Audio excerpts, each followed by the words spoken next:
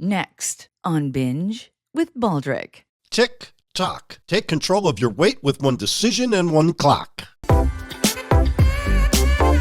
This is Binge with Baldrick, the interesting show for curious minds and hungry hearts. Here now, a guy who's lived his entire life with artificial intelligence, Thomas Baldrick. Greetings, friends. Much love and gratitude for being here. I am Thomas Baldrick. I woke up today. Life is good. I am blessed and proud to be Julian Baldrick's dad. And I invite you to become part of the Binge with Baldrick family. Just hit the subscribe button on YouTube and you'll know whenever new content is available. I'm also uploading shorts almost every day. From shorts to shirts. Today I'm wearing a fun shirt that reads, "Everything sucks." Showing it to the camera.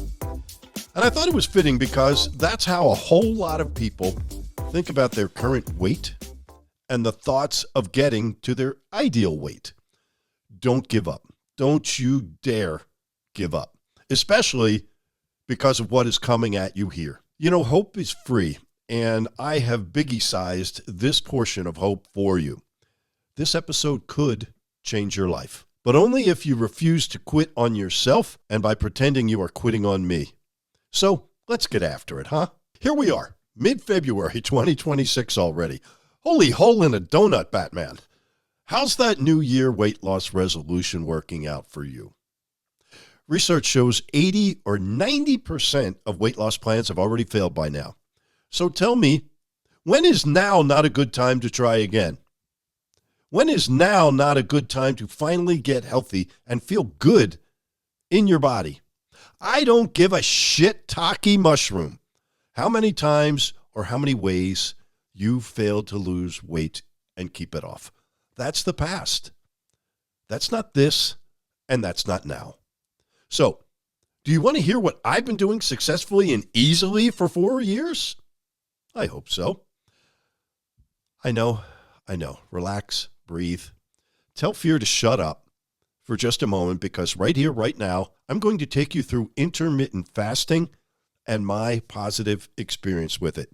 No, I'm not a doctor. No, I'm not prescribing or selling anything. I'm an imperfect person just like you, but I do care about people. I care about my loved ones. I care about strangers. I care about subscribers, and I care about you. So besides fear of failure, we do have one other elephant in the room with us. And this may be a conversation to have with your doctor.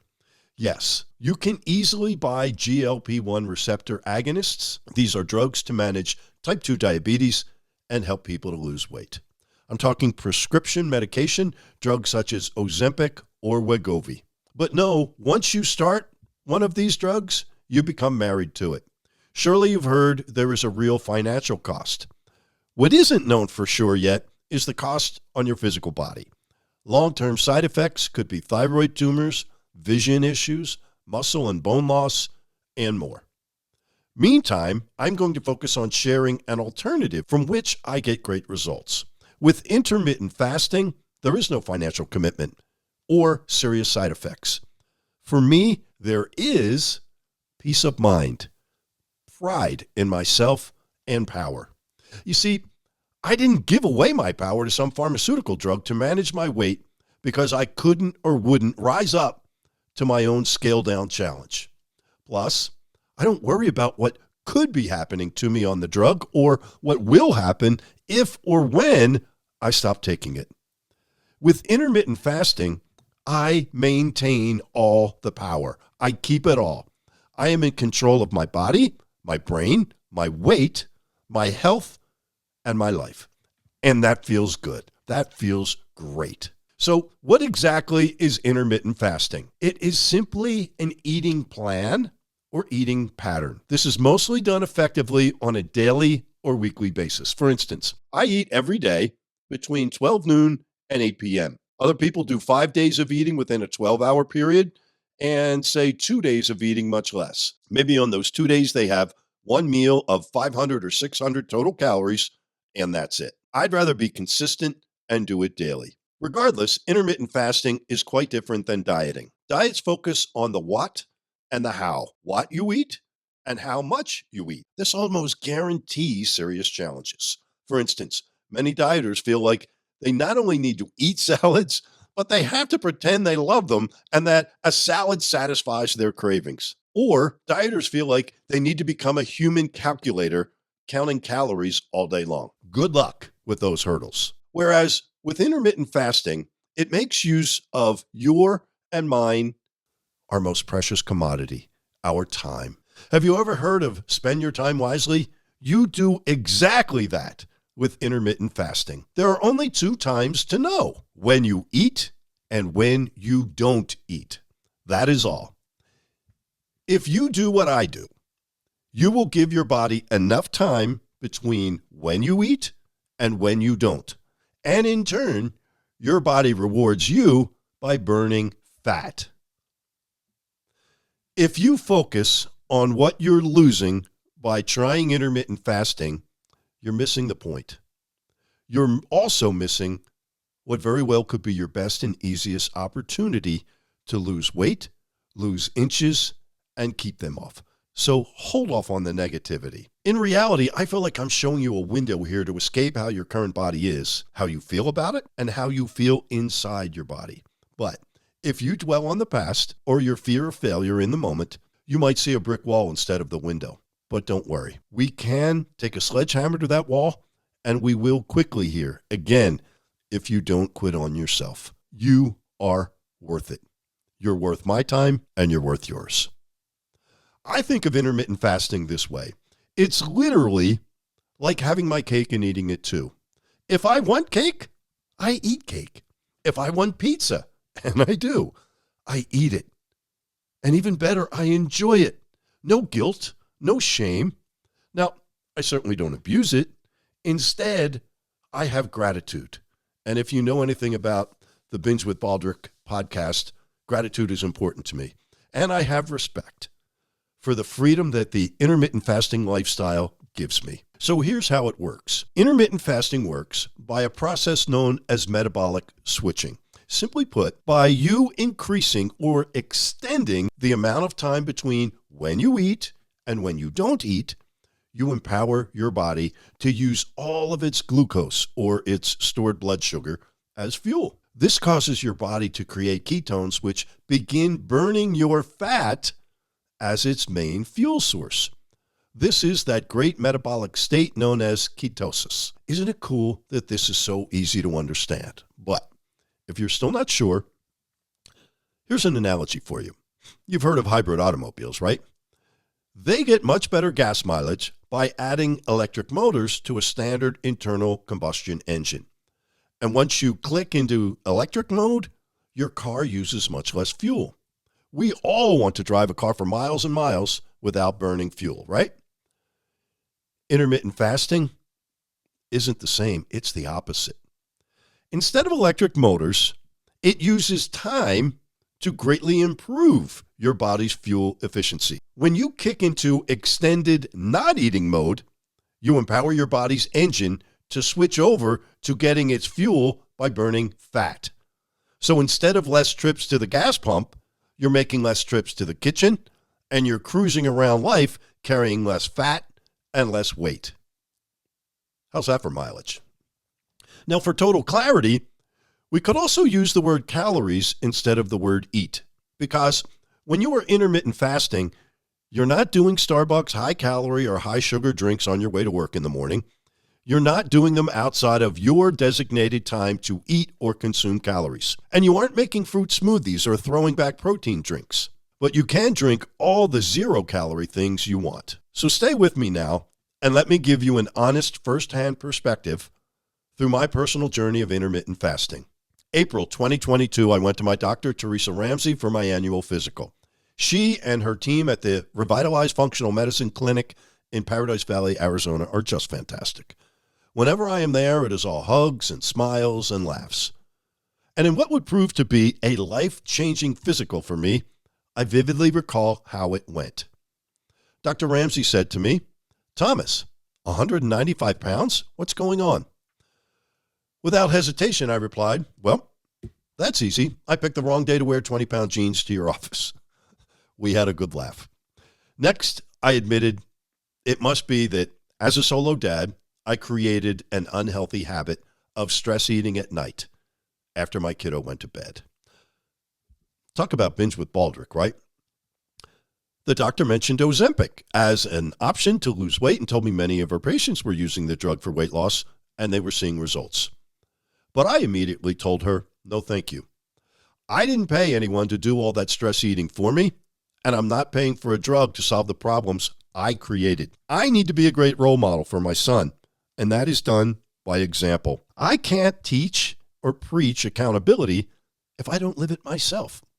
And I told her the way I see it, if I don't change my negative behavior with eating, if I don't manage my issues with food, and we all have them, I'm going to be spending the rest of my life on this drug or chasing what is supposedly the next latest and greatest solution. Dr. Ramsey loved it. She said, great, how do you want to start? Right away, I told her intermittent fasting.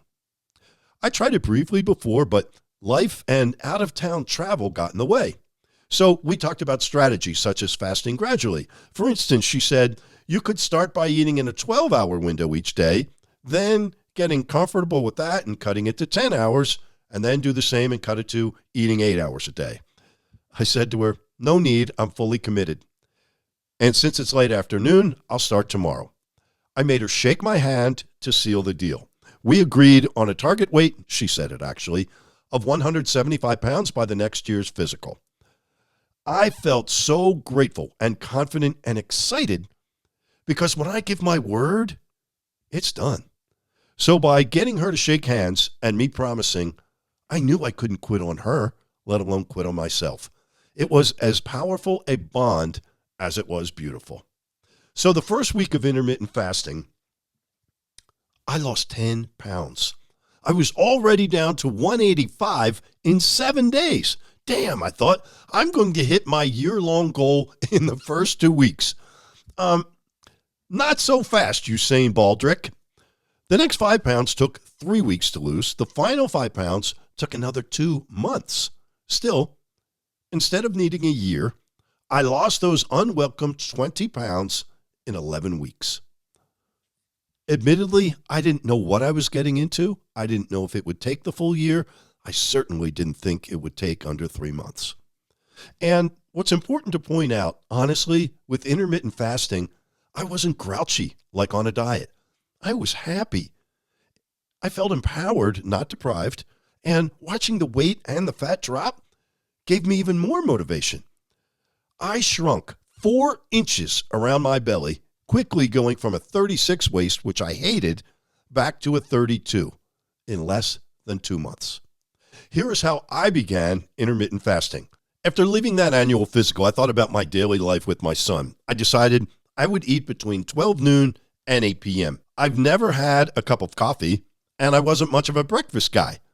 I like to be productive in the morning, so that seemed pretty easy. And then on the back end, being able to eat until 8 o'clock would give me time to have dinner after we got home from my son's martial arts classes. And it also, I thought, would give me the best chance to break free of those late night binge eating sessions. Now, I am not a rigid guy, but when I began intermittent fasting, I was as tight as the Tin Man in The Wizard of Oz. I was downright anal. The first few weeks, if my son and I got home a few minutes late from martial arts and dinner took a few minutes too long to make, I would flat out quit eating at 8 o'clock sharp. My son would laugh at me and told me I was being dumb. But I knew what I had to do and not do. Intermittent fasting had become my routine, but I wasn't yet totally comfortable and confident in it being a good habit. So it turns out my son and I were both right. But my son laughing at me actually helped me greatly because it forced me to chill out and laugh at myself. And I honestly missed the point that because I didn't know it, so I'll tell you, one of the hidden beauties of intermittent fasting is it's very forgiving. It's very forgiving. Anyway, once the ice was plenty thick, so to speak, I changed for the better. My body changed too. I think it got used to the routine of intermittent fasting, like we were doing it together. I felt like I was finally a partner with my body. So if today I don't get done eating until 8:25 at night, so be it. If I am super hungry one morning and it's only 11:15, I don't want to live an unhappy 45 minutes with a growling stomach, so I eat. But again, if you focus on the negative, that is all you see. On the flip side, there are plenty of days like today where I had one meal and then a protein bar and a banana. That was it all day, and I'm fine. And then last Sunday, all I had to eat before 6:30 p.m. was an apple. That's it. I wasn't freaked out. I was going about my day. I wasn't starving. I actually didn't even realize until later that all I had eaten was an apple. I had dinner. I was good. For me, gym workouts are as much a part of my daily life as intermittent fasting. And I'm telling you straight up, I often go to the gym in the morning, and despite not having had breakfast, I am not running on fumes. I have great workouts actually in the morning, partly because my brain knows and loves that I am burning fat. Here is a look at my daily eating plan. Most times, the first thing I eat is a banana. They are a really fast source of energy, plus bananas have fiber, potassium, and vitamins. Next, I often have an apple. Many days, this is enough for me as a first meal, but if not, I eat more. I'll then go 2 or 3 hours before I eat something else. What that is varies. Maybe it's leftovers from the night before. Maybe it's another piece of fruit or a protein bar if I'm on the go. Maybe it's a half peanut butter sandwich.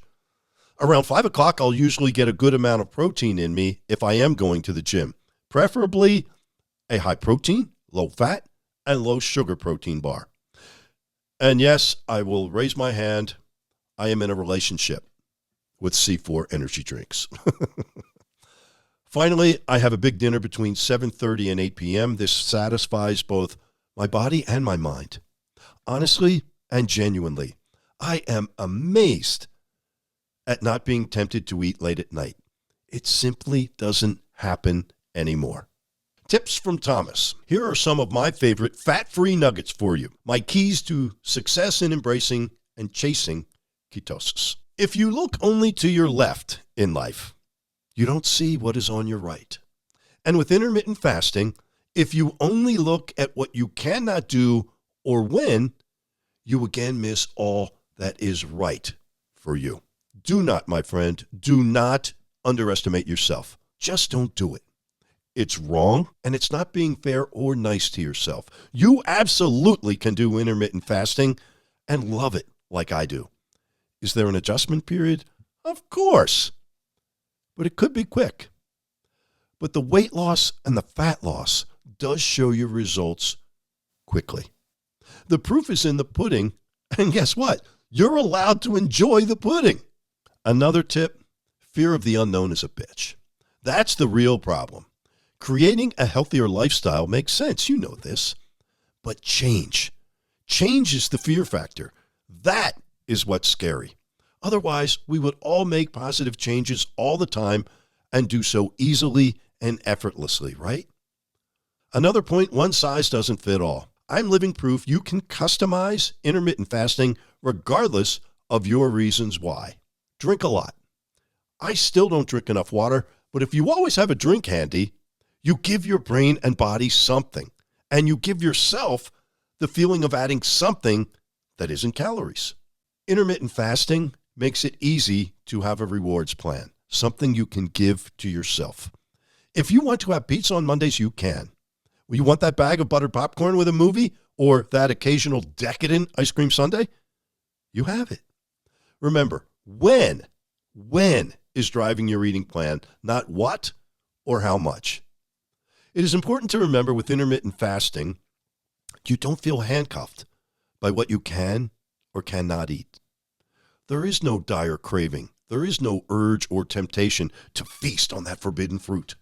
Think of the power of that. Recently, I began eating only high-protein pasta. It tastes like any other pasta, but all that protein means added energy in your fuel tank, and you don't need to eat much or can eat as much as you would with regular pasta. So I highly recommend that. What also helped me greatly was becoming a volunteer police officer when it comes to sugar. Once you lock in on enforcing sugar limits, you are a true crime fighter, fighting crimes committed against you and your body. The truth is, you might go into a state of shock if you knew how much sugar you consumed on any given day. For me personally, my eyes were opened big time by how most protein bars have way too much sugar to be considered healthy. Sugar is fat's best friend. That's how I view it.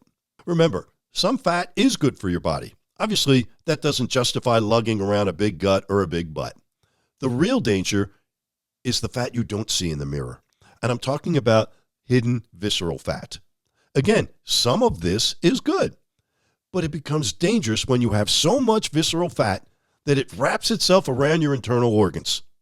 Talk about a daily routine. By living this way, you could soon be living with diabetes, heart disease, hypertension, stroke, and other unwanted conditions. Is that worth it? I look at my eating and my body like a basic math problem. And no, it isn't calories in, calories out, calories in, calories out. I don't count calories. I see it as too much fat leads to inflammation. And inflammation, we know, leads to disease. Next point, eat foods you like. Life is too short. If you can eat fruits and vegetables or other healthy things, you will enjoy. But when it comes to the stuff that you know isn't healthy, be like my son said, don't be dumb. We've talked about dieting being about what you can eat and how much you can eat.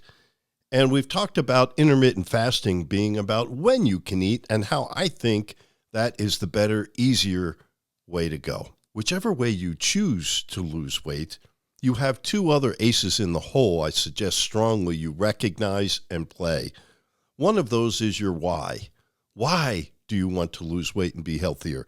Is it to be able to play pickleball or golf without being out of breath? Is it you feel like your excess weight has you judged in the job market? Is it you want to feel young again?